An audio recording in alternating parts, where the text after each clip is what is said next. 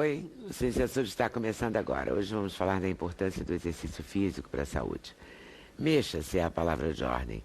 Estar em atividade, praticar esporte, caminhar, uma pesquisa feita em mais de 120 países mostrou que quase um terço da população mundial é sedentária e quase metade dos brasileiros passam longe dos exercícios. Vamos falar dos riscos do sedentarismo com a professora de Educação Física, Paula Roquete Fernandes. Ela trabalha preparando atletas e para-atletas. Tem doutorado em Ciências da Saúde e é mestre em Engenharia Biomédica. O exercício físico também é fundamental em momentos mais delicados, por exemplo, depois do infarto. Esse é o nosso assunto com a cardiologista Patrícia Oliveira, do Instituto do Coração. Ela vai explicar os exercícios que podem ajudar esses pacientes, melhorando assim a recuperação e ajudando a prevenir um novo infarto. A ciência também quebra mitos em torno do exercício. Um deles é o de que a musculação seria contraindicada para hipertensos.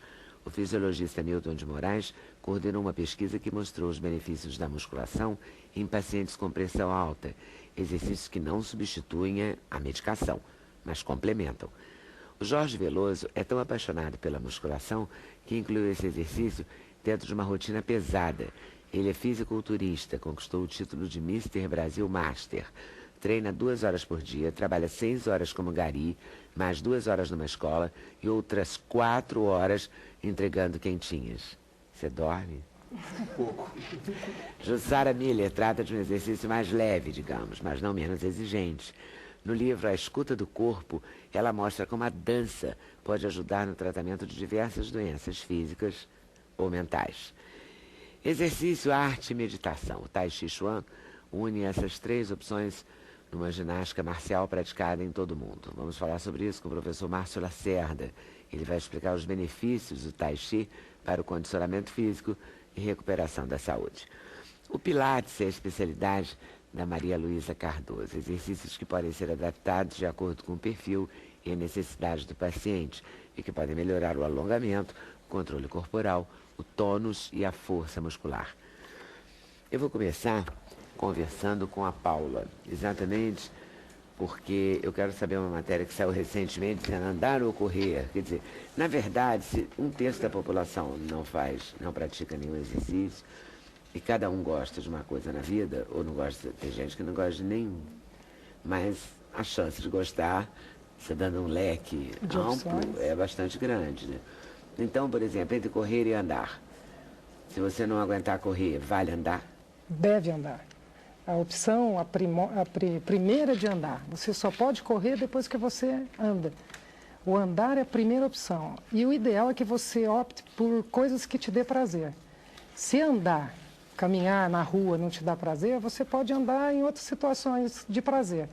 O ideal é que o prazer esteja envolvido na sua atividade. Até para você fazê-la frequentemente. Exatamente, para que você faça pelo menos 3 vezes por semana. Pelo menos 30 minutos. E não pode só fazer musculação em vez de fazer esteira ou andar, pode, ou fazer bicicleta? Não há contraindicação. Mas é considerado um exercício? Sim, com certeza. Se você, por exemplo, é um sedentário, qualquer atividade que você faça que altere o comportamento, a curva da sua frequência cardíaca, você está em trabalho aeróbico, mesmo carregando 1 quilo do supermercado. Então, o que vai influenciar vai ser exatamente essa variação da sua frequência.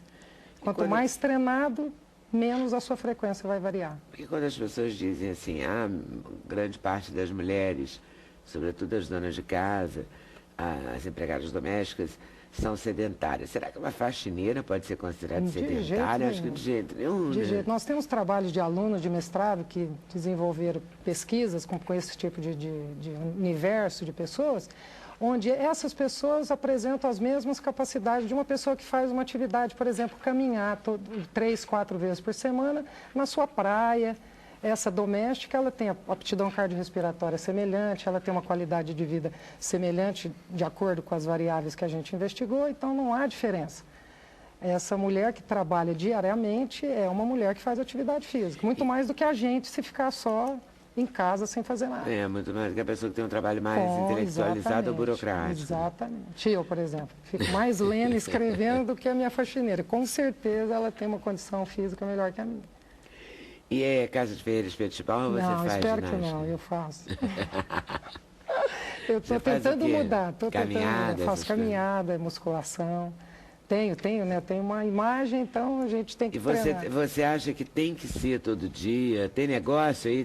Porque Não, era assim, tudo tem que ser 40 minutos, porque só queima a partir dos 30. Não, as pesquisas apontam que você tem que ter um mínimo de atividade física. Não adianta, você pode até acumular essa atividade durante o tempo. Por exemplo, o Dr. Vitor Matsuda, ele diz para nós o seguinte, olha, acumule 30 minutos da sua vida, se você é um sedentário. Como? Em blocos de 10 minutos. Então, você nunca vai ter desculpa de dizer, eu não tenho tempo. Você tem tempo. E essa atividade pode ser moderada, não precisa ser intensa. O que você tem que sair é dessa inércia. Porque hoje, o que mais custa para o Brasil é o preço das enfermidades associadas a esse sedentarismo. Nós temos gasto de milhões de reais exatamente por causa das comorbidades associadas a essa hipocinesia. A pessoa não faz nada, ela adquire várias patologias associadas a isso. E você acha, então, que esse pagamento à prestação, digamos assim, isso. do exercício, vale? Vale. Ele você sai exatamente do seu ponto de inércia. E aquilo vai te dando devagar, lógico que não é a mesma coisa que uma pessoa que vai fazer 1 hora de caminhada, lógico, não é a mesma coisa. Mas vai fazer com que você comece a sentir as diferenças que o corpo vai te dar. Fala, poxa, olha, eu me sinto melhor, um pouquinho melhor. E esse um pouquinho melhor vai se somando a outros pouquinhos. Aí você fala, bem, eu já não quero mais só esses 30 minutos. Vou tentar acumular 15, 15, você 15. Está trabalhando no jogo da sedução. Exatamente. Vem 10 em 10, Vem de depois 10 em você 10. mesmo Estou vai me gostar. sentindo tão bem, então eu vou fazer 15. Poxa, agora eu não posso. Olha, eu vou deixar de fazer uma coisa que você quer me levar num determinado horário, porque aquele horário eu já começo a perceber meu organismo que ele tem que estar voltado para aquela atividade. Porque a atividade orientada, inclusive, ela vai te dar isso. Como é feita para aquilo que te dá prazer, aquilo que te dá prazer faz com que você queira fazer novamente. Então, se você quer fazer novamente, você vai sistematizar. Você vai falar, poxa, eu quero agora, a partir desse momento que eu já estou construindo há algum tempo, ter sempre esse tempo para mim. E você sente isso com atletas e para-atletas? Sim, no caso do para-atleta, que é a minha área também de desenvolvimento de pesquisa, é que, como eu sou engenheira, a gente desenvolve alguns instrumentos para a melhoria desses jovens. A gente tem jovens, por exemplo, cegos, que num campeonato olímpico ele tem que correr junto com um guia cego. É uma coisa meio que fora assim, do nosso tema. Mas é muito interessante, vale a pena a gente destacar que é um brasileiro que desenvolveu isso. E nessa corrida para atleta, o garoto que corre junto, ele tem que ser tão bom quanto um atleta de primeiro nível, porque ele corre na velocidade de um atleta olímpico. Então você é cego. O guia do para-atleta? O guia do para-atleta. E ele é cego também? Não, um é cego, mas para ele. Não, né? O guia não, mas o guia, para você ter um guia, ele tem que correr tão rápido. É, claro. Então por que ele vai ser um acompanhante de guia? Ele vai ser um atleta de alto rendimento. Então, o que um aluno nosso de mestrado desenvolveu e a gente patenteou é uma coisa muito linda. Um instrumento que a gente coloca na cabeça do cego, tira o guia, a gente não precisa mais de um guia que corra, ele vai ficar atrás do atleta, para atleta, com o joystick. E o joystick vai dizer para ele, direita, esquerda e pare. Então, ele vai correr dentro da linha à vontade e a gente melhorou a corrida do cego. Então, o atleta guia brecava o cego, porque o cego não pode puxar, nem o outro pode puxar. Eles têm que correr juntos. E sem ninguém, o atleta cego corre melhor. Então, quer dizer, isso é um instrumento que a gente vai tentar trazer para as Olimpíadas, desenvolvidos por um professor de educação física que teve essa ideia, Luiz Locatelli, de Vitória, e trouxe para mim, professora, vamos fazer? Então, vamos fazer. Ele quer fazer, nós vamos fazer.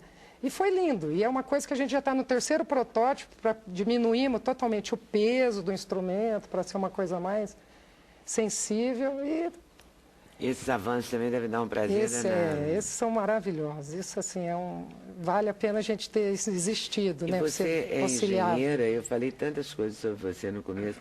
Você é engenheira e ao mesmo tempo... E sou professora de educação física também. Sim.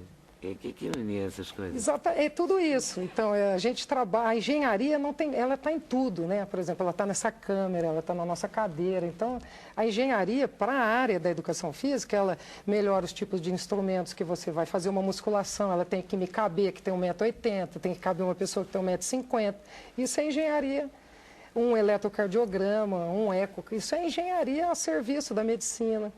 Então, esse instrumento a serviço do corredor.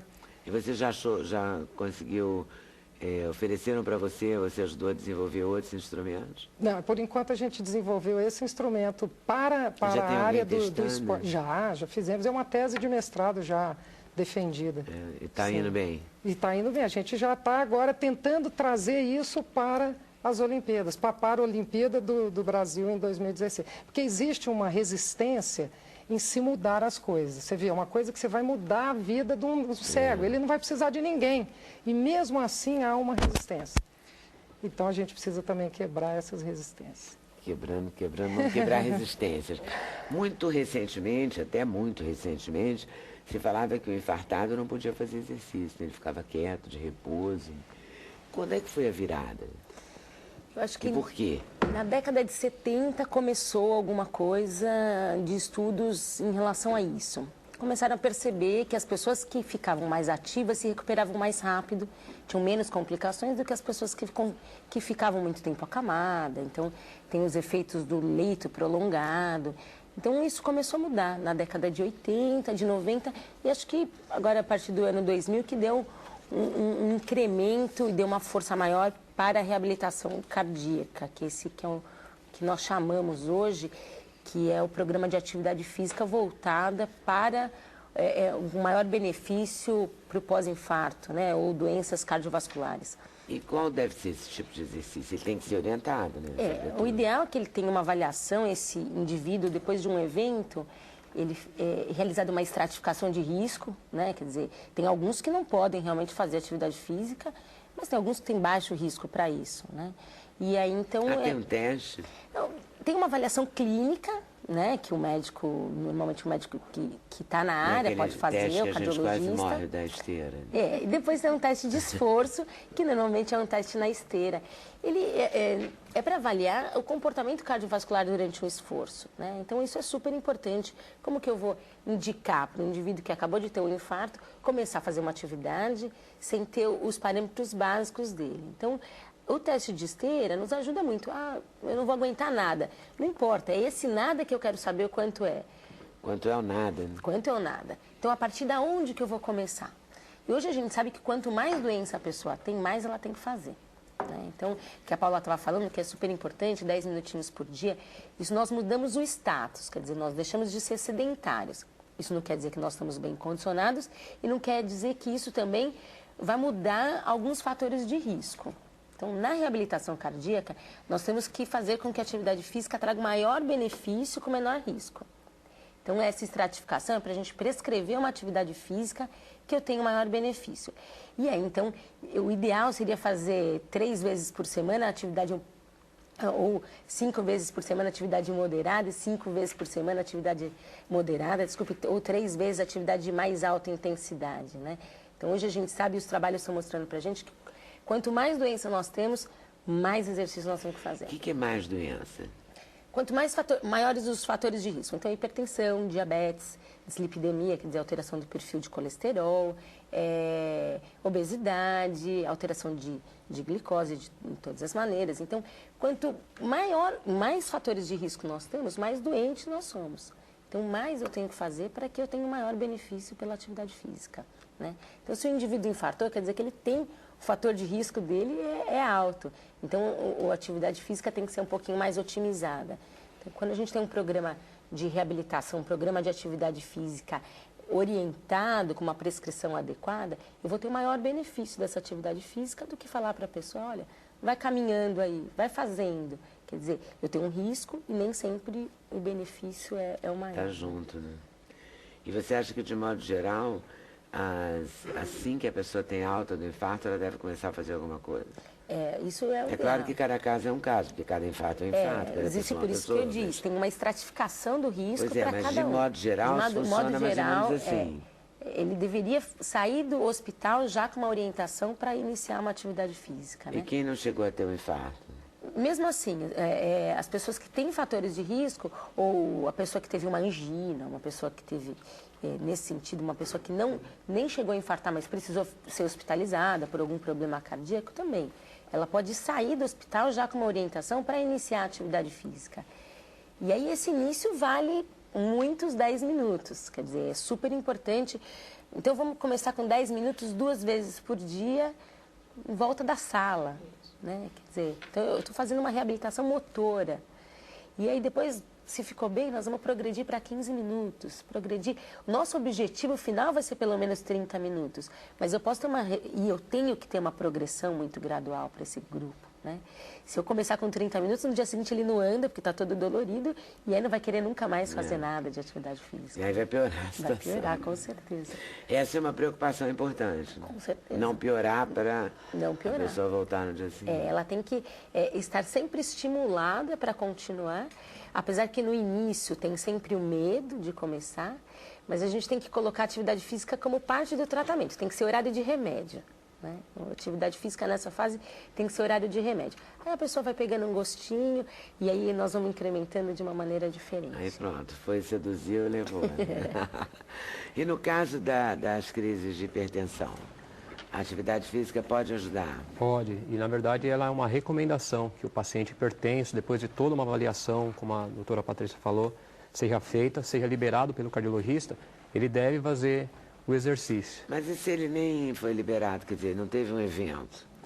Por exemplo, qualquer pessoa que faça eventualmente uma crise de hipertensão, porque a hipertensão é a doença mais complicada, né? Porque eu acho de todas, porque não é porque ela é silenciosa. Outro dia um motorista, Todo o tempo ela oscila, né? um motorista que foi Fisiologicamente, é o tempo. me levar de um lugar para outro dia me disse, eu não tinha nada e fui ao médico só para fazer o teste Admissional. E viu que era hipertenso. o que mesmo? Admissional. Admissional, isso mesmo. E estava com pressão 24, eu levei um susto, ele falou, eu também levei um susto. Ele não tinha nada. Então eu acho que ela é sorrateira, né? Ela é traiçoeira. Primeiro ele tem que determinar quem é hipertenso. Então a hipertensão não pode ser determinada na primeira consulta ou na primeira medida da pressão arterial. Então, dentro dos parâmetros cardiológicos, eu tenho que fazer alguns procedimentos para determinar se aquela pessoa é realmente hipertensa ou teve uma crise de pressão alta, que são duas coisas diferentes. Então, são 3 contatos com o médico, medidas de pressão arterial em horários diferentes, talvez necessário monitorar essa pressão por um período de 24 horas para ver... Aquele mapa. Isso, que é a mapa, né? Então, são 5 procedimentos e uma medida casual. E aí sim, a partir de um valor de pressão arterial, que seja 140 por 90 ou 14 por 9, eu falo que o indivíduo é hipertenso. Você fala em 14 por 9? Hoje as diretrizes brasileiras, idade? as diretrizes brasileiras falam que é 14 por 9. A americana mudou um pouquinho, mas hoje ainda as diretrizes falam 14 por 9 ou mais. Quando? Abaixou um pouco, estão com 130 a 139 já estão considerando hipertenso. Aqui ainda mantém, segundo a última diretriz. A partir do momento que eu determinei que o indivíduo é hipertenso, eu vou ver se não tem nenhuma outra doença associada, como diabetes ou problema renal, né, uma lesão de órgão-alvo, no caso do rim. Se ele for um hipertenso leve, considerado leve, até 159, a primeira medida para ele, se não tiver nenhuma outra doença associada, é mudança no estilo de vida. 159 é o quê? 15 por 9? 15 por 9. Tá. Né? Então, seria mudança no estilo de vida. Então, entre as mudanças no estilo de vida, eu tenho a alimentação. Então, existem dietas específicas para o paciente hipertenso, né? Ricas em potássio, com alimentos ricos em sódios baixos. E a outra é o exercício. Dentro do exercício, eu tenho 2 tipos de exercício, que é o aeróbio, que já se conhece muito bem os benefícios do exercício aeróbio, e o outro exercício é o treinamento de força, o anaeróbio, por exemplo, a musculação, que é pouco estudado ainda hoje. Mas você fez uma pesquisa, não Eu fez? fiz uma pesquisa, pegando pacientes hipertensos, fazendo todas essas avaliações, esses 5 procedimentos para determinar que eles eram hipertensos. Isso é feito por 2 médicos cardiologistas do nosso grupo. A partir do momento que eu determinei que eles eram hipertensos, eles foram convidados a fazer um programa de 12 semanas, durante 3 meses, só de treinamento de força. Porque até então, na literatura, não tinha nenhum trabalho mostrando só o treinamento de força isolado. Então, tinha treinamento de força, que é a musculação e o aeróbio. Aí reduz a pressão arterial. Aí fica a dúvida, foi o aeróbio, foi a musculação ou foi, na verdade, o sinergismo dos dois, com certeza. Então, tinha um trabalho também com treinamento de força e o uso do medicamento. E aí eu não sei se foi os dois juntos. Então, nós resolvemos fazer isso, só musculação, feita a retirada do medicamento desses pacientes gradativamente por médicos cardiologistas monitorados. A partir do momento que ele alcançou um nível de hipertensão, eu comecei a dar o exercício de força para ele, a musculação. Você começou a trabalhar em quanto? 15 por 9 ou 14 por 9? O meu grupo estava numa média de 150, 15 por 9. 151, que é leve ainda, que é uma hipertensão leve, grau 1. Grau 1? Grau 1, é considerado leve. Aí, a partir desse momento, eles começaram a treinar musculação. E aí vem a outra questão. Dentro do exercício, eu tenho um exercício de alta intensidade, moderada e leve. E quando a gente fala em musculação, no geral, a primeira ideia que vem na cabeça é o exercício de alta intensidade. Parecido com aeróbio. Então, caminhada é leve. Depende. Depende de quem faz. Caminhada para um senhor de 90 anos que nunca fez nada é um exercício pesado. Então, hoje a recomendação para um senhor de 90 anos que nunca fez nada é fortalecer a musculatura para depois caminhar. Eu fico pensando, caminhar também depende de onde você caminha. Aonde se caminha? Você caminha numa cidade cheia de São De Paulo. Inclinada, né? Cheia daquelas ladeiras que nós Lavras, que temos, é né? 90 graus. Você não... Impossível. Então, que esse é o nessa conceito. É rua? parecido, achar que sempre caminhada é leve e sempre musculação é pesada. Então, eu fiz um exercício moderado, que era uma recomendação, que é até 60% do máximo que ele suporta. Então, eles faziam um teste em cada aparelho, que era o 100%. Em cima desse valor, ele fez 100 quilos no supino. Aí eu trabalhava só com 60 quilos, que é uma carga elevada, mas não era isso, só para ter uma ideia. Então, 60%, 3 vezes por semana em dias alternados. Todos os treinos, eles mediam a pressão arterial, que é uma recomendação antes, durante e depois. Ah, é uma recomendação? É, porque conforme os valores pressóricos antes da atividade física, eu não posso fazer exercício, nem a musculação, nem o aeróbio, que é 160 por 85. Se tiver esse valor, a recomendação é que ele não faça exercício naquele dia. Ah, é? Que é o 16 por 80, vai, Na 85. verdade, ninguém leva a sério essas coisas. Isso, né? essa é o grande... Que é isso. Então, na verdade, Porque, uma orientação assim, especializada é o que já falta. cansei de fazer exercício, Sem nunca ter olhado. olhar a pressão. Então, é uma recomendação. O hipertenso tem que mensurar a pressão em todas as aulas. Então, deveria ter um professor especializado. Mas aí, de como preferência. a hipertensão é silenciosa, quer dizer, quando você pega uma aula de senhorinhas, de hidroginástica, por exemplo, ou hidroterapia, era melhor que medissem a pressão antes. Então, né? porque para a senhorinha, a recomendação a partir de 40 anos é que fizesse um eletrocardiograma de esforço antes de começar a atividade física. Ah, tá, mas aí faz um e vai estar valendo? Então, qual é a Se for validade recente. do eletro? Porque assim, Aí a o Patrícia eletro... pode até falar não melhor é, do que o eu. eletro, a gente fica assim, não, fiz um eletro, estava tudo bem. Aí ouve contar uma história, a pessoa fala, ele acabou de fazer o eletro ontem, e hoje infartou, né? Quer dizer, qual é a durabilidade desse eletro? Não, É a real? avaliação, assim, que é o teste de esforço, não o eletro de repouso. O eletro de repouso é que O só eletro vale para de aquela repouso hora, só não vale é para isso? aquele momento, Exatamente. né? O teste Você não de está esforço, infartando, oba. neste momento, Agora, é né? uma coisa muito pontual. Agora, o teste ergométrico, que faz parte da avaliação para a atividade física. O ideal é que essa avaliação fosse feita de acordo com a gravidade ou com o perfil do paciente que você está avaliando. Se eu tenho um paciente de alto risco, que acabou de infartar, coronariano, hipertenso, diabético, eu quero uma avaliação a cada 6 meses. No Agora, mínimo, né? se é um jovem, nunca teve nenhum fator de risco, não tem nenhum sintomas, tranquilamente eu posso fazer avaliação anual. E nem preciso, muitas vezes, de um teste ergométrico. Nós temos as diretrizes da Sociedade Brasileira de Cardiologia, as recomendações falando que homens acima de 40 anos só que nós temos que fazer teste ergométrico. Então, teoricamente, os mais jovens eu nem precisaria, né? Apesar que agora nas academias A não ser com histórico familiar, com né? histórico. Pai e mãe Isso que eu hipertensos, falei, o né? ideal é que nós fôssemos... você faz uma coisa mais individualizada, quer dizer, sua avaliação, o seu atestado tem que ser individualizado, né? Aí tem a sua família está envolvida nesse atestado. Até porque a avaliação é o start de qualquer posição que você vai tomar. É impossível você fazer algo com objetivo sem que você tenha uma avaliação. Porque eu só posso te dizer se você melhorou ou piorou de qualquer coisa, se eu Avaliando, tiver como te avaliando. provar. Você Falar, tem que ter olha, o princípio, você né, tem que pra ter, você você comparar, estava né? assim, você está assim. Então a avaliação é o Eu start. não sei como você estava, mas Isso, você está mas ótimo. você está bem aberto. Eu não sei como você iniciou, É mas agora possível. você está perfeito. E aí você fez esse teste por 6 semanas, 12 semanas. 12 semanas, 3 e 12 meses. semanas medindo a pressão. Isso. Antes, durante e depois. Depois, todas as aulas. E eles E reduziram sem a os pressão. remédios. Sem os medicamentos. E a pressão foi reduzida? Foi reduzida. E durou? Então, aí um detalhe muito importante, então, como eu estava acompanhando os estudos da época, né, estava bem informado, não tinha nenhum trabalho, então, os trabalhos mostram que o exercício reduz a pressão arterial, mas por quanto tempo dura esse benefício?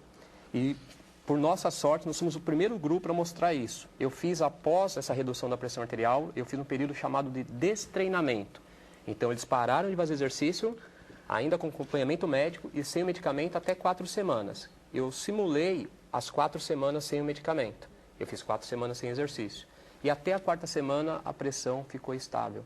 Isso tem aplicabilidade. Por exemplo, se você tirar 2 semanas de férias, parece que você conseguiu, com 1 ano de exercício, você ainda mantém estável a sua pressão arterial. Então também foi a primeira vez que se mostrou isso nesse trabalho. Então, o Nós mostramos. exercício e a musculação. Na verdade, o ideal é sempre entraram fazer aí. os dois juntos. É. Eu quis isolar só o treinamento de força, que sempre foi minha linha de pesquisa. E da onde que surgiu a ideia de treinar, fazer crônico? Porque eu tenho o meu trabalho de mestrado, que é comparando a tal hipotensão pós-exercício. Após o exercício, você tem uma queda da pressão arterial, principalmente leve a moderada.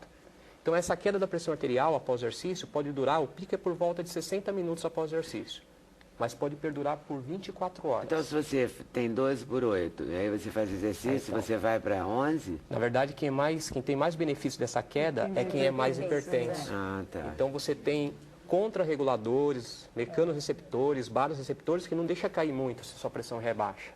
Mas para o indivíduo, foi o que a doutora falou, quanto mais doente, mais benefício ele tem do exercício.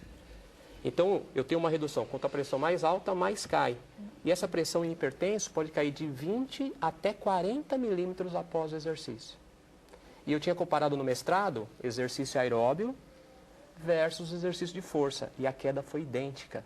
Eles reduziram a pressão arterial da mesma maneira. E aí eu resolvi fazer, porque o que a gente Então, a sabe do pressão crônico? alta combina com exercício. Combina com exercício. Você pode ver que o discurso Comprovadamente. hoje do mundo, Comprovadamente. O discurso hoje, não existe um médico, uma pessoa que vai falar sobre qualquer coisa. Primeiro remédio, você precisa fazer exercício físico, e depois vem todos os outros. Mas o primeiro remédio para quem tem qualquer doença hoje, assim, são pontuais, né? As pessoas que não podem fazer algum tipo de exercício, muito pontual. A grande maioria, 99 alguma coisa, tem que fazer e devem fazer. E a alimentação é muito importante também nesse aspecto. Você falou uma coisa que eu gostaria de enfatizar, porque eu vi na internet, mas eu nunca tive ninguém que me dissesse isso assim, em entrevista. Essa coisa da pressão alta e o potássio. Então, a controvérsia realmente, os Na alimentos, internet, eles falam que existe uma dieta é específica essencial, baseada nisso. assim, que você, quando é hipertenso, utilize alimentos que contêm potássio. Ricos em potássio. É uma premissa que se tem dentro da nutrição, mas há controvérsia também. Tem dados mostrando que a falta de sódio pode levar à hipertensão. São 2 dados só. A falta. Então, também tem que tomar cuidado com isso. Mas é uma das recomendações, alimentos ricos em potássio e baixos em sódio. Mas também você cortar todo o sal da alimentação, um grupo inglês mostrou isso. Também pode ser prejudicial. Até porque a gente tem uma bomba que controla isso. É contra-reguladora, sódio e potássio. Potássio eu troco com sódio. Isso. E o sódio é prejudicial para quem tem hipertensão. Por isso que eu, mais potássio, eu faço uma contra-regulação com o sódio. Mas então, eu me lembro que nessa lista tinha vários alimentos, mas, por exemplo, o rabanete, muito rico em potássio. Eu nunca tinha ouvido falar nisso.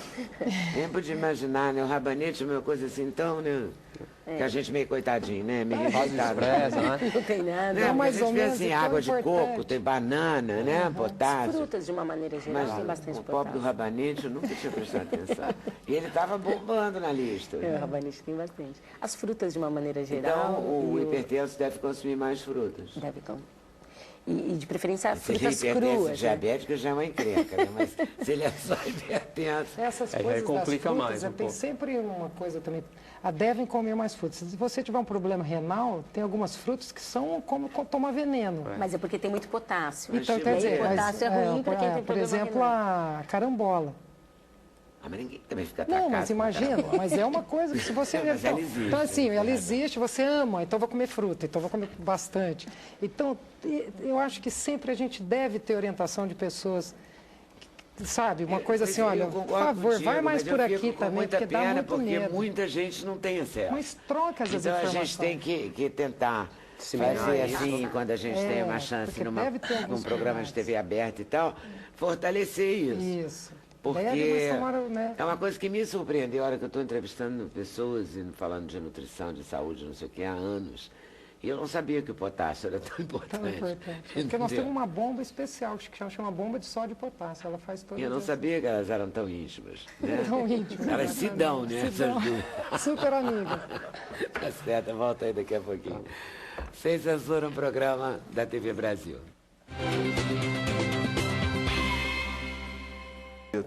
Por um lado, por outro é complicado, porque eu tenho dificuldade para ganhar peso. Meu metabolismo é muito acelerado. Ai, que inveja. Você vai ver quando ele fala o que ele come, você vai ficar O assustado. que você come, Jorge Veloso? Olha, Diga. minha alimentação se baseia em quê? Peito de frango, eu como carne vermelha, pouco, mas como. Inhame, batata doce, né? E empim. Saio um pouquinho da dieta, que eu sou ser humano, né? Como cachorrinho quente, tudo. Mas quando chega perto do campeonato, eu começo a me policiar, né? E tirar o sal, fazer uma dieta mais balanceada, uso pouco óleo, para poder manter um E é shape peito de legal. frango cozido? Peito de frango cozido, arroz integral, E macarrão rola integral. muito ovo? Muito ovo, na base de 2 dúzias por dia. Você tem uma Por ideia das dia. calorias no período de Duas off-season, dúzias quando você está por ganhando massa dia. muscular, só para ter uma ideia, quantas calorias você consome? Não, mais ou menos. 6 mil, 7 Pelo mil? 6 a 8 mil Pelo calorias. 6 a 8 Calorias. mil calorias Fica, diárias. essa 2 dúzias de ovos aí, tu joga fora a gema, né? Não, eu dou pra minha esposa que ela faz o... Faz um quindim e fica com colesterol alto. Nada jogar fora. Não, mas esse é o perigo, porque ele dá pra mulher dele, ela faz um quindim, ele quindim come e ela fica com colesterol. E ele fica seco, campeão E do ele mundo. fica seco, já tem a genética Me favorável. ajuda, né? É mole. E você participou ou vai participar do Mister Mundo? Olha, eu vou participar agora em dezembro, de 4 a 10 de dezembro, na Tailândia. Na Tailândia. Tailândia, Bangkok. Bom isso, né? Bom, né? isso, Legal. hein? E tem o sul-americano Você antes, nasceu né? onde, Jorge? No Rio, sou carioca. Mas da onde? Botafogo. Botafogo para o mundo, né? Para Botafogo Bangkok. para o mundo, se Deus quiser. Por conta do exercício, né? Enquanto do exercício, corpo. a força de vontade, né? E foi muita, Muita, né? é pouco. Nossa, muita força de Tem que vontade. agradecer Você os tem pais que e ter os pais. gana, você que tem que querer, porque é difícil. O esporte, o fisiculturismo aqui no Brasil é muito difícil. Porque não é muito respeitado, né? Não, não. Na realidade, falta de um apoio, de um patrocinador, entendeu? Tu é avô e tudo, né? E eu sou avô da netinha, Safira, tem 1 ano. Safira. Safira. Tenho 2 filhos, um de 26 e um de 16. Sou casado há 30 anos. Menino, mas essa menina é filha de uma pessoa de 16 anos? É? Mas não é só a genética, não. Eles também são meio assim, digamos... Acelerados, Assim é. como o metabolismo. Jorge, não me diga. Porque na realidade, o meu primeiro filho, eu queria uma menina, né? Aí veio o menino. 9 anos depois, Ah, 9 anos depois, eu falei para minha esposa, vamos tentar uma menina? Eu falei, vamos. Aí veio outro menino, eu falei, para, chega. então... Mas o primeiro tem 16, o mais velho? Não, o primeiro tem 26. Ah, esse que é o pai da menina. É o pai da menina. O 16 só tá namorando. Aí 9 anos depois. Daqui a pouco acontece a eu menina. já falei pra ele. Tá muito cedo ainda, tem muita coisa Mas pela tu, frente. quando rola um churrasquinho na laje, rola uma coisa assim, não? De vez em quando? rola. Aí Uma você participa cervejinha, também, que também com tu não é de certeza, um ferro. finalzinho de semana, Pode né? Uma substituir cerveja, essas 2 não vai fazer. jogos, né? Eu não posso dar sequência, né? Um finalzinho de semana dá pra... É, um dia ou outro, tudo bem. Também ninguém faz aniversário todo dia, Com né? certeza, Ninguém né? Dá para conciliar. Mas dá para encarar, assim, de vez em quando uma feijoada? Dá pra... Olha, Ao longo do ano, assim que eu falo. Eu como angu à baiana, mocotó, feijoada, não com frequência, né? Mas uma claro. vez, 2 vezes ao mês. Uma vez também não mata ninguém se Não, souber com comer, né? certeza. Mas aí no dia seguinte tu já tá na academia, rato de academia também. Sou rato de academia, isso eu confesso. No outro dia seguinte, 6 horas da manhã, já estou dentro da academia para perder o que eu... Você aquelas gordurinhas adquiriu, que são né? poucas, né? E botei em forma, entendeu? Muito bom. E aí em Bangkok vai ser o Mister Mundo? Mister Mundo. Vai ser de 4 a 10 de dezembro. É bom que você vai chegar pro Natal, a tempo do Natal em família. Se Deus quiser, Com os título, né? presentes de Natal e tomara que com o título. Espero trazer esse título para o Brasil. Tá certo. Tem tudo para dar certo. Tem tudo, né? Tem tudo, se Deus quiser. Tem idade, assim, tem por idade ou é geral? Porque na realidade eu sou categoria Master. Tem 3 categorias. Master é acima de 40 anos, que é 80 e 90 quilos, e acima de 50, que não tem limite de peso. Eu vou na acima de 50, entendeu? E você sempre faz aquela coisa tradicional, ou a esteira, ou a corrida e a musculação. Olha, na realidade eu chego na academia, dependendo do exercício, eu faço de 1 a 2 séries de 20 repetições para soltar o músculo, para não ter uma distensão, né? Faço a minha rotina de treino e no final dos treinos eu faço um aeróbico, né? Para poder... E tu dança? Eu danço nas minhas coreografias que eu faço no campeonato, porque tem todo um trâmite, né? Um jeito, molejo, onde eu faço as poses compulsórias do campeonato, que eles exigem, entendeu? Na maioria das vezes é break, né?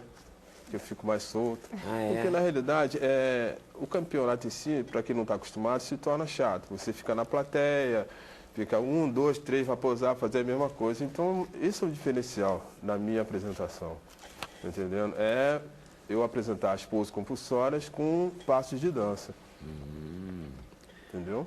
Aí a dança faz Acorda a moçada da Isso, o plateia. público fica entusiasmado, entendeu? Aplaude. Entendeu? Você se beneficia também dessa energia que vem a teu favor. Um agravante, ajuda bastante, entendeu? É bem legal, filho. A dança ajuda, Jussara? A dança é para todos? A dança é para todos. É? É. Qualquer dança? Então, aí que está, porque quando fala dança, né, nós estamos falando assim de um leque muito aberto, né? Tem vários estilos de dança, mas a dança como expressividade, todos têm, né? Nós somos criativos, todo ser humano é criativo e todo ser humano é expressivo. Só que como que você pode despertar a sua expressividade? Então, a dança que eu faço e pesquiso é dança contemporânea, é uma técnica específica, que é a técnica clausiana, que tem um enfoque somático. Então, esse enfoque somático que traz o para todos, porque esse enfoque somático, ele não divide o ser humano como, agora você é corpo físico, você parou de pensar, não tem essa divisão, né? Então, se você está trabalhando o corpo, você está trabalhando o sujeito na sua amplitude. E se você trabalha a dança com essa amplitude de olhar, você inclui as pessoas para o movimento dançado. Porque sempre que você foca a dança como uma habilidade física apenas, você pode excluir corpos, você pode excluir coordenação. Então, sempre tem um território na dança de impotência, assim, ai, Jussara, eu quero dançar, mas eu sou tão descoordenado. Ai, Jussara, eu quero dançar, mas estou acima do peso. Ah, Jussara, não tem isso. Né? A dança com esse olhar do sujeito, ele inclui todos que querem dançar. Então, quando você me pergunta assim, todos podem dançar se quiser dançar. Porque na verdade, outro dia conversando com o Péricles, do ex-Exalta Samba, eu perguntei isso para ele, porque ele é gordo. E lá no programa do Faustão, vendo pela TV, eu fiquei vendo ele dançar e tal, e é sempre uma conquista. né? E todo mundo fala disso e tal. Ele também achava que não ia conseguir, assim, eu acho. Entendeu? E ele foi bem, quer dizer, não importa se foi eliminado ou não foi eliminado, ele conseguiu dançar e conseguiu se expressar com o corpo quando a gente chega a duvidar, entendeu? Exatamente. Não sei E se ele... for preconceito também ou se... E o problema, eu já não assim, sei que é tanto preconceito, né? e o problema é que o preconceito, ele pode estar dentro da pessoa. Então, a pessoa já se coloca com esse incapaz. Não, eu não posso. Então, é uma mudança de paradigma mesmo. Todos podem dançar, né? A partir do momento que você respeita os seus limites, as suas possibilidades de movimento. Então, se uma pessoa está acima do peso, ela deve tomar alguns cuidados, por exemplo, com a articulação dos joelhos, ela deve tomar alguns cuidados com a coluna, assim como o outro que não tem o peso acima. Então, é uma coisa de você poder olhar para cada sujeito, para cada contexto, e o movimento sempre de dentro para fora, sem o modelo. Então, na minha aula de dança, o professor não é o modelo, que eu devo copiar aquele modelo, aqueles passos. Então, você vai construindo a sua movimentação a partir das suas possibilidades articulares. Sempre eu vou trabalhando esse equilíbrio entre tônus e flexibilidade. Então, a pessoa vai se conscientizando do movimento para poder dançar. Quando você fez esse livro, aqui está a sistematização da técnica do Klaus Viana. Isso. Klaus e Angel, assim? Uhum. É? Que legal. Mas eles não eram uma coisa meio anti tudo? Não era uma coisa tão moderna que era antes?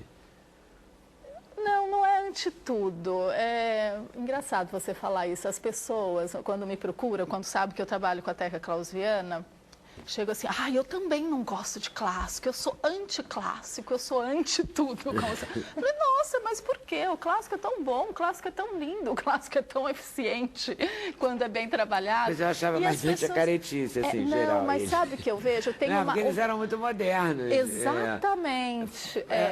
O jeito de mexer com o corpo não tinha nada daquele... Então, como eles fizeram muito uma quebra, né?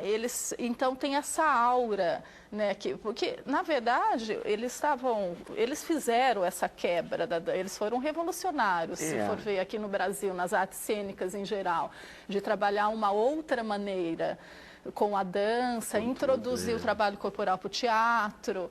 Então, quem tem essa postura revolucionária acaba tendo que realmente falar com muita convicção do que o anti.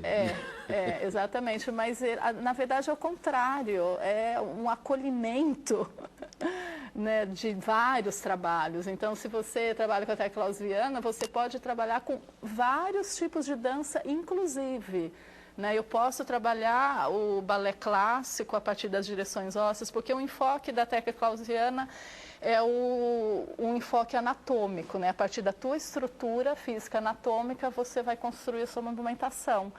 Então, você pode fazer esse enfoque da consciência do movimento em vários tipos de trabalhos corporais. Mas é sempre isso, não é uma dança pela dança. Não, é uma dança com a consciência do movimento. Exatamente. E eles eram muito especiais também. Angel Viana, eu fui aluna do Klaus Viana e do filho deles, o Rainer Viana. Dei aula na escola Klausiana em São Paulo. E Angel Viana está aqui no Rio de Janeiro, trabalhando diariamente. Tem um trabalho seríssimo na faculdade Angel Viana. Ela é sobrevivente, né, Angel? Guerreira. Guerreira. A escuta do corpo. E o corpo fala? O tempo inteiro. O tempo inteiro. A gente que é surda para ele. É isso. É isso mesmo. Porque como é que você acha que uma pessoa deve inteiro. começar a ouvir o corpo? Assim, qual é uma dica que você daria? Então, é que ouvir os barulhos, os estalos. Não, o que nós estávamos conversando. As dificuldades de se locomover, então, o que é a escuta do corpo, né? Porque o que nós estávamos conversando agora, né, que os profissionais estavam falando da saúde, das doenças. Então, na verdade, a escuta do corpo, ele está o tempo inteiro, assim, como um princípio mesmo, inclusive para a prevenção de doenças. Né? Se eu estou sentindo uma dor aqui, essa dor está te avisando de alguma coisa. Então, você não vai olhar para ela. O que você vai... Eu já colocar um analgésico, não quero, não posso. Já... Então, a escuta do corpo... Mas é isso que a gente faz. É isso que a gente faz. Então, a escuta do corpo, na verdade, não é só para você construir o movimento expressivo, mas vem muito com esse enfoque da prevenção de doença mesmo, de você se perceber e você, a partir dessa autonomia, porque o corpo, na verdade, ele foi coisificado, né? A coisa corpo, que tem que ser tratado por alguém. O meu corpo, ele foi terceirizado. Não, você é médico, você vai cuidar de mim. Lógico que os médicos vão cuidar, sim, com toda a competência deles, mas você tem que ter uma autonomia de saber como que você está se sentindo. O sujeito, hoje em dia, está com dificuldade de falar o que está sentindo. Porque está com dificuldade de sentir muita pressa, né? Dá tempo de prestar atenção. Então, esse corpo quando sensível... você fala no médico que está com uma dor aqui, você também nem se alongou, nem esticou, nem viu o que é mesmo. Exatamente. E esse corpo dor aqui é sensível que ele vai possibilitando... Esqueceu do tal do corpo. O corpo sensível vai possibilitando o corpo expressivo. Aí nós podemos falar de dança. Né? Então... Tá certo. Volta aí daqui a pouquinho, tá? Certo. Intervalo de novo, a gente volta já já. Vocês assuram o programa da TV Brasil.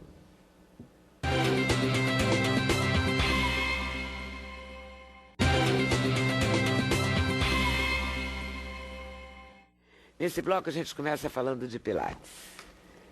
Pilates é um barato, porque não parece estar fazendo ginástica, né?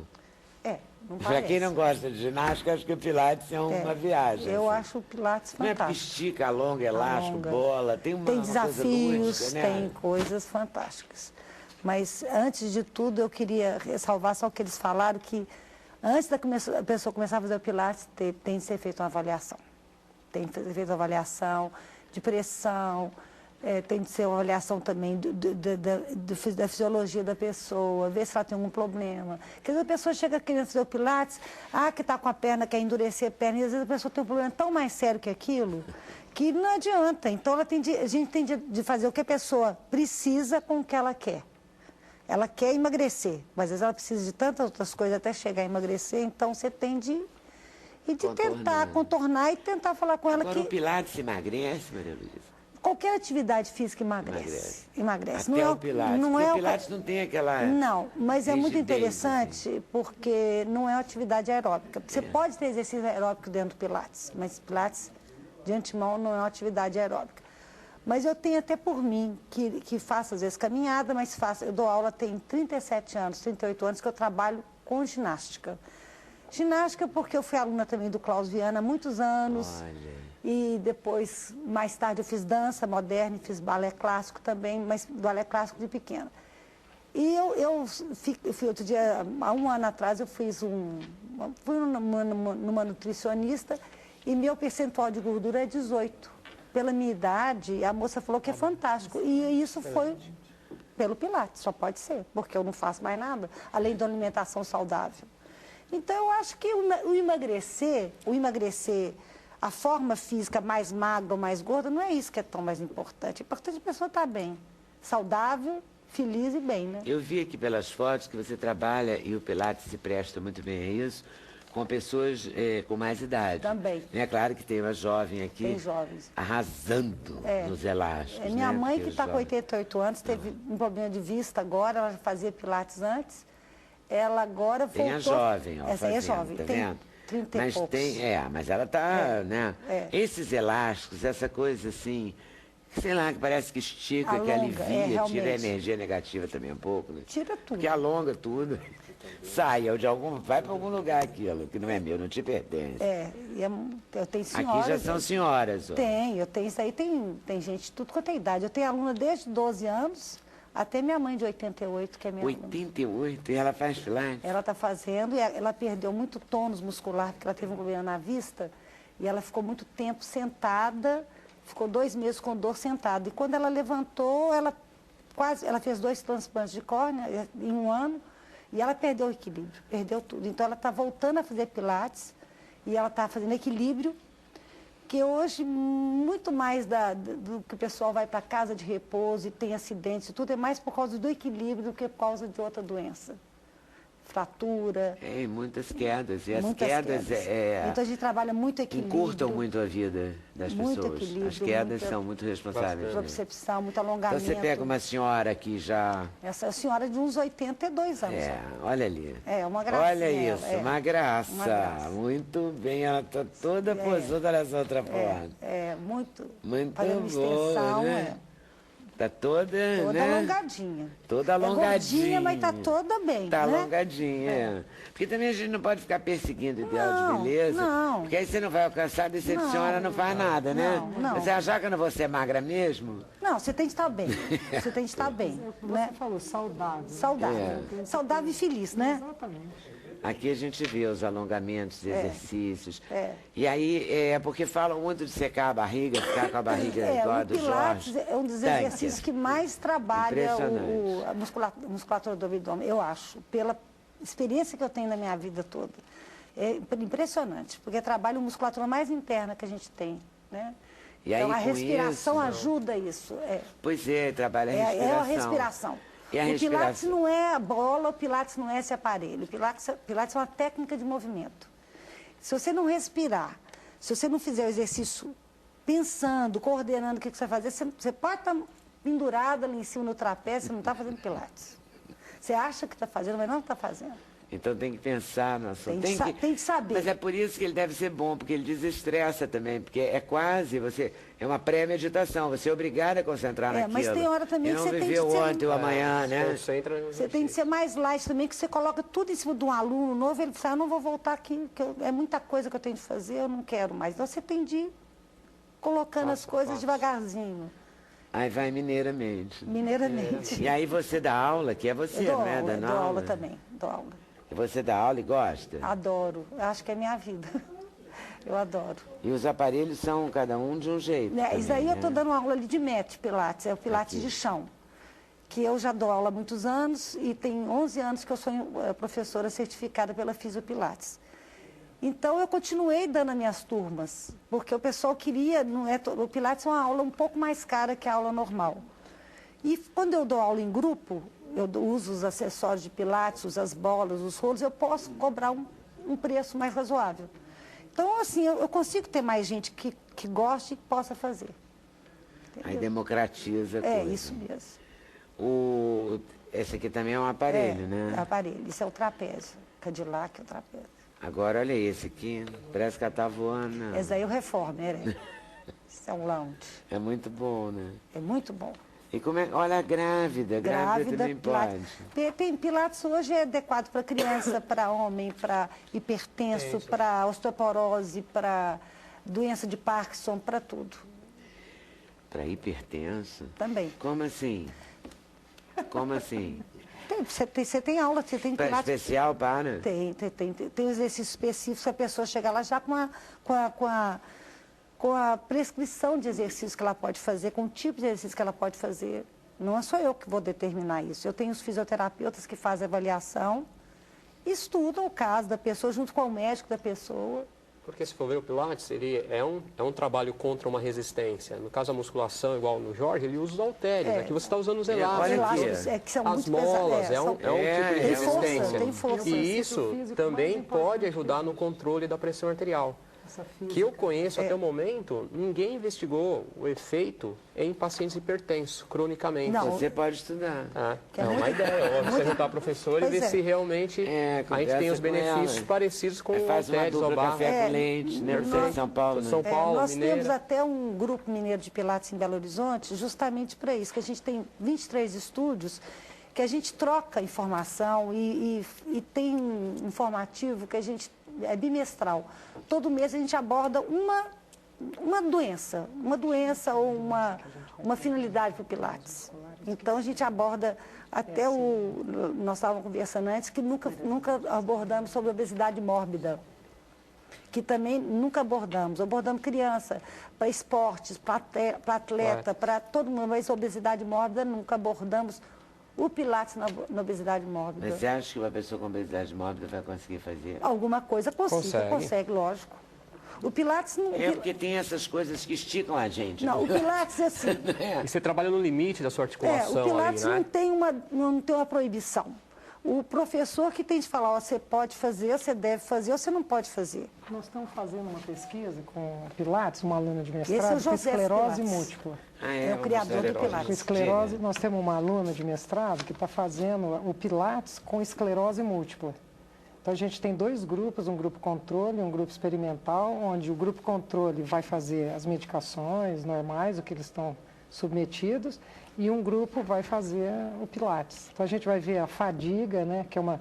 Na esclerose múltipla é uma variável super presente, a fadiga, qualidade de vida, algumas outras variáveis.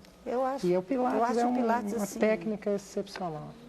O máximo. E quando, sou encantada. Mas você não é a vida... Você falou que trabalha há quantos anos? Eu estou 37 anos que eu dou aula de ginástica. Pois é, mas era não uma é do ginástica, Pilates o tempo mas não era todo ginástica também pauleira, nem pulação, nem step. Era uma ginástica de alongamento, de consciência de corpo, de pé no chão. Já era pé no chão, sem tênis. Já era sentir o pé, sentir os espaços. Um termo que o Klaus Viana usava, o sorriso da clavícula, que a gente tinha de ficar com... Gostei disso. O sorriso da clavícula é fantástico. Não é bom isso? É interessante que aí o sorriso da clavícula parece uma coisa muito poética. Nossa, gostei disso, todos amam. Mas é a postura. É uma direção óssea, né, de abertura, oposições às você ficar clavículas, que interfere nas escápulas, que interfere na caixa torácica, que interfere na postura. Então você vai vendo Vai interferir na respiração.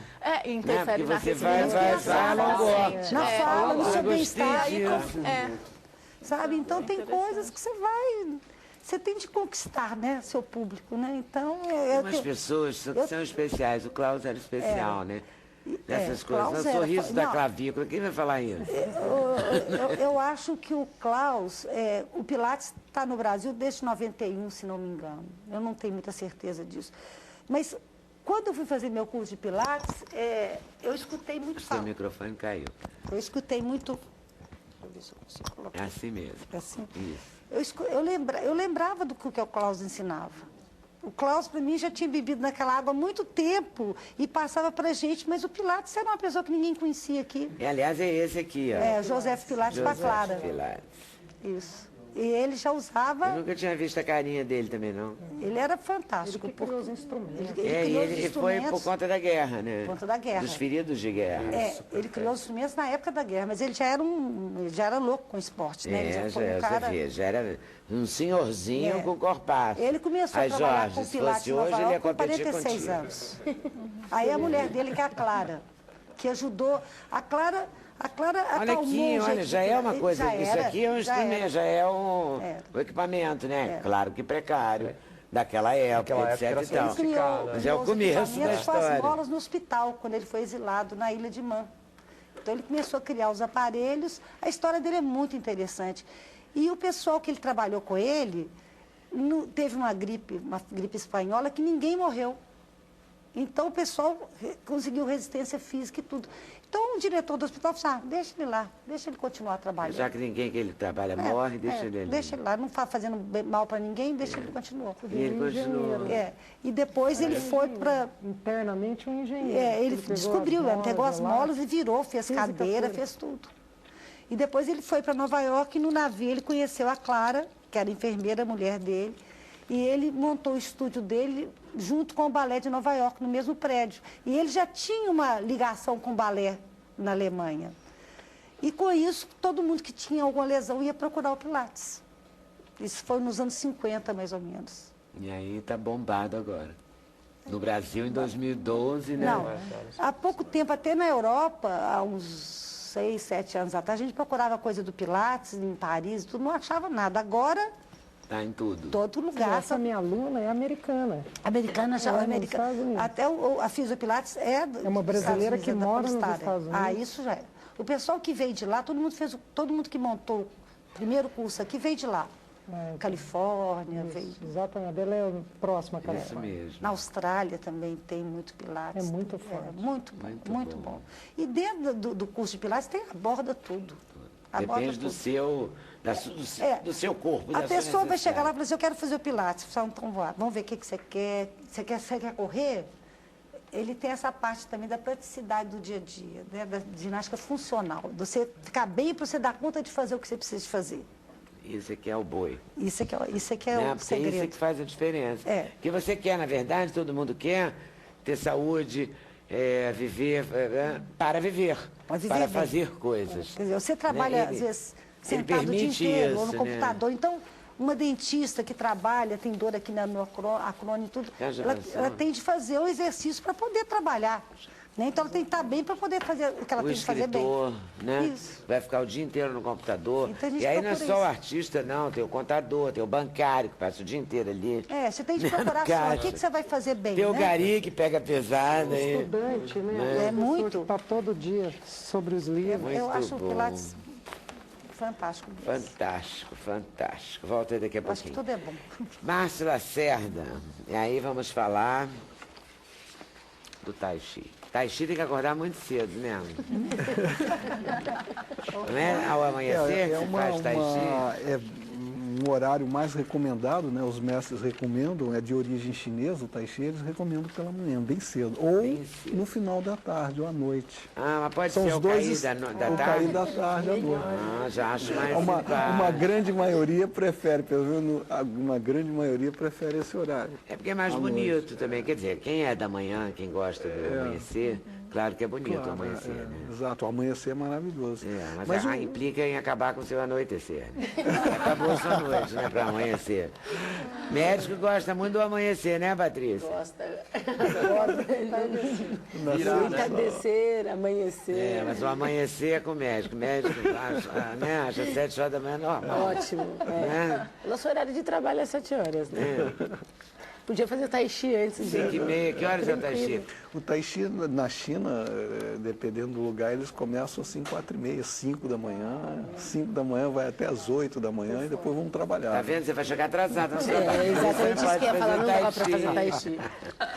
O Tai Chi é o quê? São movimentos... São movimentos lentos, é uma arte marcial de origem chinesa que tem a característica de ter a movimentação lenta, uma respiração abdominal e uma busca de ter um repouso relativo durante o trabalho, que é durante os movimentos buscar um relaxamento. E é dito, então, assim, um repouso no momento do trabalho, conciliando repouso e trabalho. Mas eu sempre vejo Tai Chi, essa foto aqui. Essas duas fotos são bem emblemáticas de quando aparece no jornal Tai Chi, né? Ah, exato. São sempre movimentos. Eu não sei se jornalista é repetitivo, o que é, ou se é porque esse é um movimento marcado no Tai Chi, né? Porque Mas eu sempre que vejo a foto, vejo alguém fazendo, eu fico pensando, o que é isso exatamente, entendeu? Mão pra cá, mão pra lá. É mão pra cá, mão pra lá, mas isso alonga, relaxa, o que Exato. faz? O estilo que eu faço é o estilo Yang, que é uma característica, os movimentos são de grande amplitude. Então os movimentos são com o objetivo de alongar o corpo, alongar dentro de um limite. Isso é alongar? Existe aí é um Tai Chi feito a dois, que se chama Tuisho, que é empurrar as mãos. Então é uma autoavaliação. Você treina isoladamente os seus movimentos. Depois você tem um outro em que você autoavalia. É uma luta zen, É uma luta zen, pode-se dizer. né? Porque não é o Muay Thai, E é exato. não é, sei lá, Karate Kyoto. Exato, mas Eles estão suaves. Eles estão suadíssimos, olha aqui na preto e branco dá para ver a roda de suor. Então realmente deve aquece o desgastar. corpo. Você busca um relaxamento, mas esse relaxamento também te traz, por causa da respiração profunda, um aquecimento. O coração bate você não acelera o coração. Entretanto, você está com o corpo suando devido ao calor produzido pelo movimento, que é, ao mesmo tempo, uma parte do corpo está em relaxamento, a outra está em trabalho. Então, porque que relaxa aqui, tensiona exato. aqui. Aí. E como os músculos não estão tendo contração, então você desobstrui. Então aumenta a circulação. O sangue, como ele não encontra o músculo contraído, então ele consegue uma dinâmica, um fluxo, uma fluidez, e essa fluidez, essa dinâmica, vai aumentar a velocidade do sangue, que vamos supor, de 2,5 metros por segundo ao quadrado, isso aumenta, porque como não tem contração, essa velocidade aumenta. E os chineses chamam de Qi, uma energia vital, que é justamente a energia que compactua com todo o organismo, está presente em todo o organismo e é o motor de todo o funcionamento. Então é dito que o Tai Chi Chuan atua no sistema nervoso central por abrandá-lo e equilibrá-lo, de acordo com o princípio chinês, que é Yin Yang. Então, o abrandamento da atividade faz com que você tenha uma ação no sistema nervoso de controle, controlando um autocontrole. Onde é que se verifica melhor isso? À noite, quando a pessoa vai dormir, ela vai ter uma capacidade de entrar no sono profundo mais rapidamente e permanecer mais tempo dentro desse mergulho profundo do sono. Então, a reposição orgânica é melhor. Digamos assim, em 4 horas de sono, ele vai conseguir estar dentro do estágio mais profundo do sono, mais tempo e com melhor aproveitamento. Quando ele acorda pela manhã para a atividade física, ele tem essa reposição, então ele entra para a atividade com uma capacidade de responder melhor aquilo que lhe for solicitado. Por exemplo, tratamento médico. Se ele estiver com um desequilíbrio em um tratamento médico, o organismo dele vai responder melhor ao tratamento médico.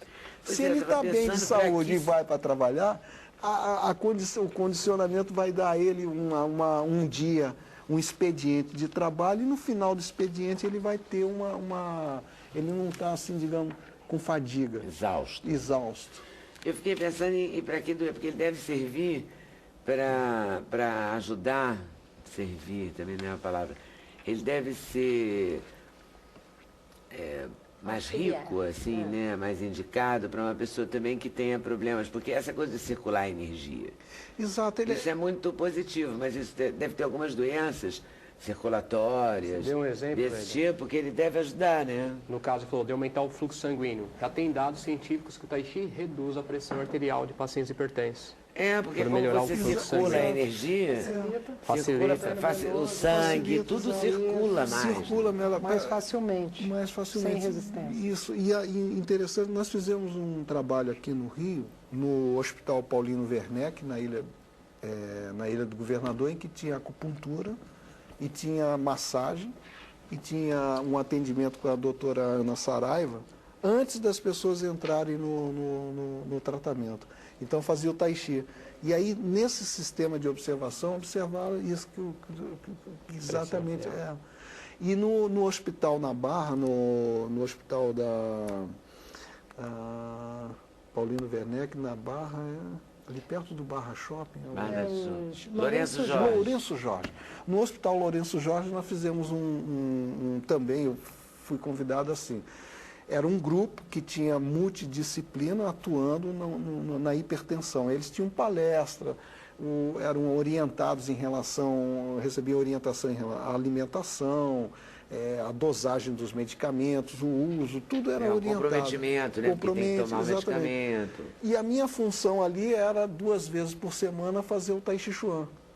E essas pessoas aí, com o acréscimo do Tai Chi Chuan, começavam então exatamente a dizer isso, que dormiam melhor, acordavam melhor, a circulação, as dores articulares, diminuía as dores articulares, dores de coluna, tinham pessoas que tinham enxaqueca, falavam, Márcio, não estou sentindo mais tanta enxaqueca.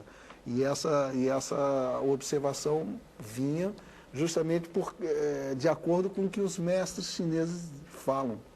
Uma boa saúde precisa ter uma boa circulação de Qi, ou uma boa circulação de sangue, na nossa visão aqui mas faz sentido. Faz sentido. Por isso que a gente limpa os chakras, abre os chakras, se preocupa com eles. Se preocupa com isso, com essa... E o Porque Tai Chi... é energia parada que Exato. você traduz, cada religião e cada estilo de vida e cada pessoa traduz de um jeito, olho grande, mal olhado, energia, não é? Mas é energia. É uma existe resposta energia. física, acho que o Tai Chi é importante, assim, tem um quê de filosofia, de meditação, de controle de humores. E Mas controle... aí se estressa, e o estresse é vilão. Então, Qualquer uma dessas exatamente. Então, situações. eu acho que são coisas assim que se associam, né? Então, tem a atividade física, você está trabalhando sua musculatura, está dissipando energia de alguma maneira e está tendo uma atividade mental, acho que um controle que é fundamental também. Exato. Eu fazia engenharia e aí em 1979 eu fazia engenharia civil. Eu abandonei a engenharia para estudar justamente isso, porque não tinha muito material e era uma pesquisa que dependia de observação, experiência e compartilhamento das pessoas. Quer dizer, o que você sentia antes de fazer Tai Chi? Como é que você sente agora? Então... E aí você foi viver disso, sei lá, Eu fui viver disso para estudar e aprofundar o conhecimento, me dedicar a isso, né? E o interessante é exatamente, eu descobri que o Tai Chi é uma ferramenta que pode dar apoio às atividades físicas. E dentro do estresse, a condição do estresse como vilão se eu estou dentro de uma condição estressante, o Tai Chi Chuan tem um treinamento que faz com que você, dentro daquela situação estressante, você encontre uma melhor qualidade de estar dentro daquilo. É estressante, eu estou estressado, mas dentro desse estresse, de que maneira eu posso adaptar-me minimizando? Para minimizar, então você sai de uma situação que é extrema, estresse, extrema situação, e você vai verificar que com a prática regular te dá uma capacidade, a energia que você falou, exatamente você começa a perceber de que forma essa energia se comporta em você. Então, emocionalmente, você começa a ter um filtro regulador que decorre da experiência que você tem quando você sente o movimento do Tai Chi Chuan. Que barato. E é interessante porque não é necessário que você tenha muita coisa, a não ser disciplina, repetição e com a regularidade, o investimento de ter foco de atenção mental permanentemente, toda semana, você praticando, você vai ter então a capacidade de um foco de atenção. O seu foco de atenção fica treinado para estar em movimento. E como a vida é pleno movimento, você fica com a capacidade de meditar em movimento, em qualquer atividade. E aí fica menos estressado, que é o mal da humanidade. Humanidade. Outro intervalo, a gente volta já já, rapidíssimo. Sem censura, um programa da TV Brasil.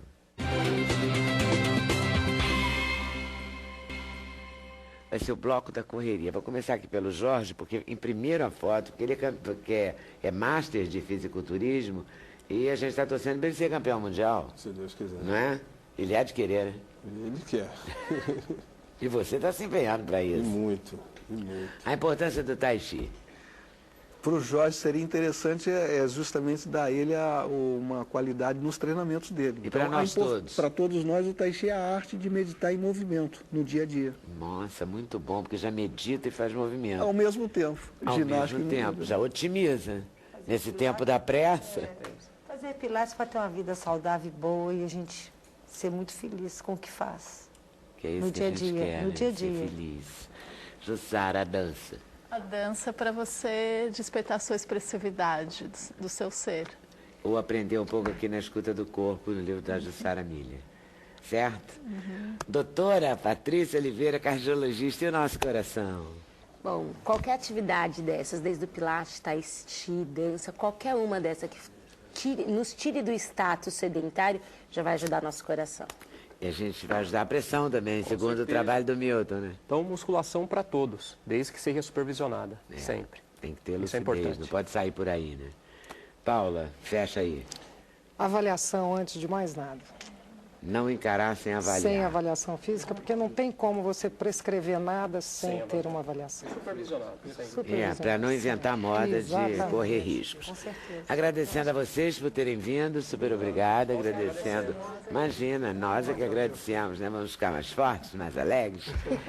Boa tarde, boa noite. Até amanhã, se Deus quiser. Valeu.